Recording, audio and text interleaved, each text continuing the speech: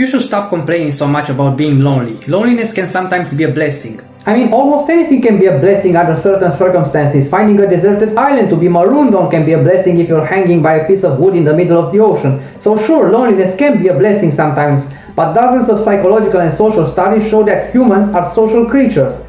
Brain imaging studies have shown that our brains interpret prolonged loneliness as physical pain. Feeling ostracized actually activates our neural pain matrix. Be that as it may, you have to learn to love yourself before you can love others. That's nonsense. Scientifically debunked nonsense. The idea that you have to love yourself first in order to be able to love others is false and quite frankly absurd.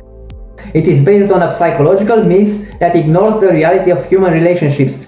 There is a lot of data to support the environmental influence upon a human's character. In other words, nurture has a big say in the nature versus nurture debate. People learn to love themselves by first being loved by another. When someone accepts and cherishes you for who you are, you can develop the positive self-image and self-esteem that may have been lacking before. You can also heal from past traumas or losses that may have made you doubt your worthiness of love. Never finding someone who can offer you that love can leave a person with significant traumas that possibly no amount of therapy or gratitude practice might be able to solve. So how do you expect to love others if you don't know how to love yourself? Loving yourself first is not a prerequisite for loving others, but rather a possible outcome of being loved by others.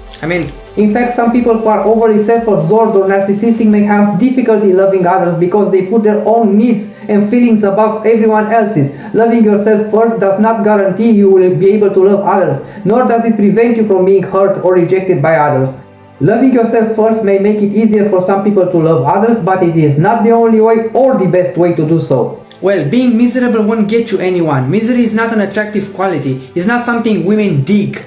Nobody rolls out of bed needing a sad sack to be miserable with. So what's the alternative? Therapy is expensive and many times it can't solve the problem because the problem needs a solution that therapy cannot offer. How do you learn to love yourself if you've never been shown love? Write down all your qualities and achievements and repeat them every day until your subconscious adopts them? This doesn't always work, and sometimes it may take years or decades to change one's personality. And what do you do meanwhile? You put on a mask of cheerfulness and confidence to hopefully attract a partner? I think that's a terrible idea. That will be dishonest, hypocritical and disrespectful towards your partner. Not to mention that you would eventually reach a burnout because no one can be an actor 24/7. A relationship is not the answer to depression. Dude, hear this. Relationships often make stuff worse when you aren't ready for one. Only now you're bringing someone else into your depression. While people are more than their ability to make you feel better, to say through implication a relationship won't radically improve your life if that's what's missing is quite ignorant. Whether it's the only thing that's missing, in which case it's the most natural thing in the world to want that, or everything is generally unpleasant but would be made better with a supportive partner, is perfectly valid to want it and even to feel depressed for not having it. If you actually think that a loving relationship will improve your life, you're delusional. We never hear friends won't fix your life, a good career won't fix your life, eating well won't fix your life, because it's absolutely insane. Anything good will enhance your quality of living. You just have to hold on for good things and not settle in their absence or difficulty in obtainability. You need to learn to develop a relationship with yourself because most moments in life are spent alone anyway. You should be happy being independent. You want to know what probably upsets me more than being single and miserable?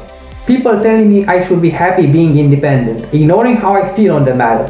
As if I'd need to sacrifice independence in a relationship. The condescension is insulting. No, hating being unlucky in love is normal. Not everybody finds meaning in being single or great mental health, even if it's always important to make the attempt. Stop trying to convince us that this is an epidemic that needs to be quelled with cliché affirmations like you can't love others until you love yourself or nobody can fix you until you fix yourself. I'm begging you, while you might have good intentions, you're actually doing more harm than good by invalidating the importance of a relationship through such affirmations.